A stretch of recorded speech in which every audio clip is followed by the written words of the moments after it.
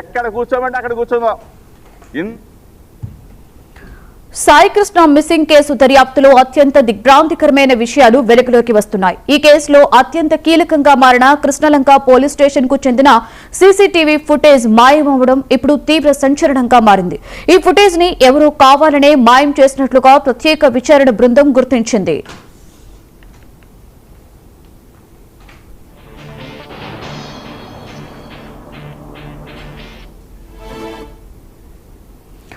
మే 1వ తేదీ నుండి జూన్ 1వ తేదీ వరకు గత దాదాపుగా నెల రోజుల కాలానికి సంబంధించిన సీసీ ఫుటేజ్ రికార్డులలో లేకుండా పోయింది.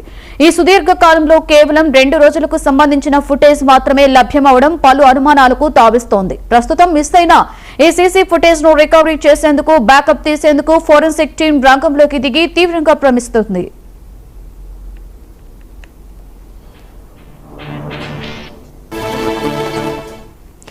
మరొకవైపు సిట్ ఐజీ రవిప్రకాష్ పర్యవేక్షణలో ఈ మిస్సింగ్ కేసు దర్యాప్తు ముమ్మరంగా కొనసాగుతుంది.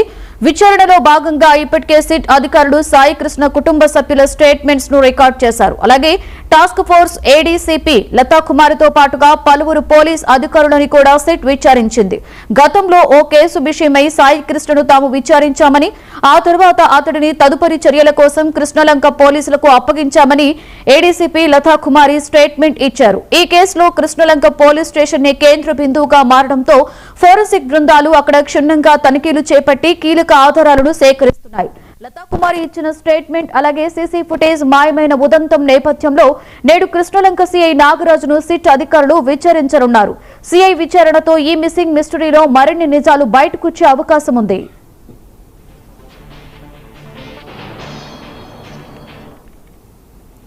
రైట్, ఇదే అంశం మీద మరింత సమాచారాన్ని మా ప్రతినిధి అలీం అందిస్తారు. అలీం, సాయి కృష్ణ కేసుకు సంబంధించి కూడాను రోజుకు ఒక రకంగా కొత్త మలుపులు తిరిగే పరిస్థితి కృష్ణలంక పోలీస్ స్టేషన్ లో కనబడుతుంది. ఎవరైతే ఈ కేసు పైన ప్రధానంగా ఆరోపణలు ఎదుర్కొంటున్న సిఐ నాగరాజు చాలా చాకచక్యంగా సాయి కృష్ణ కేసుకు సంబంధించి కూడాను పూర్తిగా వివరాలన్నింటి కూడాను తొలగించినట్లుగా ప్రాథమికంగా ఒక అంచనాకి సిట్ అధికారులు వచ్చినట్లుగా తెలుస్తుంది. ఏదేమైనా సరే సాయి కృష్ణ విషయంలో ఉద్దేశపూర్వకంగానే నాగరాజు ఒక పెద్ద గేమ్ ప్లాన్ ని క్రియేట్ చేశారనేది ప్రస్తుతం ఆంధ్రప్రదేశ్ లో జరుగుతున్న చర్చ. అంతేకాకుండా సాయి కృష్ణ అరెస్టు వ్యవహారంలో కూడాను సాయి కృష్ణ అరెస్టు చేసిన తర్వాత ఎప్పుడైతే మార్కాపురం నుంచి తీసుకొచ్చారో మే 9వ తేదీ నుంచి ఆ తర్వాత జరిగిన నెల రోజుల పరిణామంలో పూర్తిగా కూడాను ఎవరైతే సాయి కృష్ణ చనిపోయి లాకప్ డెత్ సంబంధించిన అంశం ఉందో అంశానికి సంబంధించిన పూర్తి వివరాలన్నింటినీ కూడాను చాలా తెలివిగా కూడాను సిఐ నాగరాజు వాటిని స్మాష్ చేసినట్టుగా తెలుస్తుంది. హార్డ్ డిస్కుల్లో సీసీ ఫుటేజ్ కానీ, తర్వాత బస్ స్టాండ్ లో అనాథ శవ మృతదేహానికి సంబంధించిన ఎవరైతే కృష్ణలంక సంబంధించి పోలీస్ అధికారులు వెళ్లి ఆ శవాన్ని తీసుకువెళ్లి కాల్చివేశారో ఆ మొత్తం తతంగానికి సంబంధించిన సీసీ ఫుటేజీలు ఏదైతే దారి పొడుగున ఉన్న సీసీ ఫుటేజ్ వ్యవస్థలన్నింటిని కూడాను నాగరాజు తొలగించినట్లు కూడాను సిట్ అధికారులు గుర్తించినట్లుగా ప్రాథమిక సమాచారం. ఈ నేపథ్యంలో వైఎస్ఆర్సీపీ అధికార ప్రతినిధి కారుమూరి వెంకటరెడ్డి కూడా ఒక వీడియోని విడుదల చేశారు. ఖచ్చితంగా సిఐ నాగరాజు ఉద్దేశపూర్వకంగా ఎవరైతే ఈ సాయి కృష్ణ చనిపోయాడు అనంతరం జరిగిన పరిణామాలను దృష్టిలో పెట్టుకుని చాలా తెలివిగా కూడాను సీసీ ఫుటేజ్ ని పూర్తిగా తొలగించినట్లు కూడాను ఆయన ఆరోపించారు.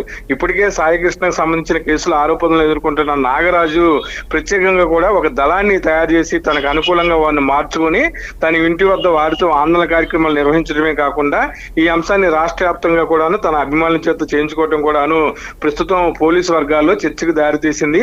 ఏదేమైనా సరే నాగరాజు అరెస్టు అనివార్యం అని చెప్పేసి సీనియర్ న్యాయవాదులు అలాగే బెజవాడ బార్ అసోసియేషన్ చెప్పిన న్యాయవాదులందరూ కూడా చెప్పే పరిస్థితి అయితే కనిపిస్తుంది. ఈ నేపథ్యంలో పూర్తిగా కూడాను నాగరాజు ఉద్దేశపూర్వకంగానే సాయి కృష్ణ కేసు సంబంధించిన సాక్ష్యాలన్నింటిని కూడా తారుమారు చేసి ఈ కేసు తనకేమీ సంబంధం లేదని రుజువు చేసుకోవాలనే ఆలోచనలు ముందుగానే ప్లాన్ చేసుకున్నట్లుగా ఉంది. అలాగే తన ఇంటి వద్ద ఎవరైతే తనకు సంబంధించిన వారు ఉన్నారో గతంలో పోలీసుల వల్ల లబ్ధి పొందిన వారందరూ రౌడీ షీటర్లు వీళ్ళందరినీ కూడాను తన ఇంటి వద్ద మోహరించి వారితో ఆందోళన కార్యక్రమాలు కూడాను నాగరాజు నిర్వహించడం అనేది ప్రస్తుతం విజయవాడతో పాటు రాష్ట్ర వ్యాప్తంగా చర్చనీయాంశంగా మారిన అంశంగా కూడా కనిపిస్తుంది.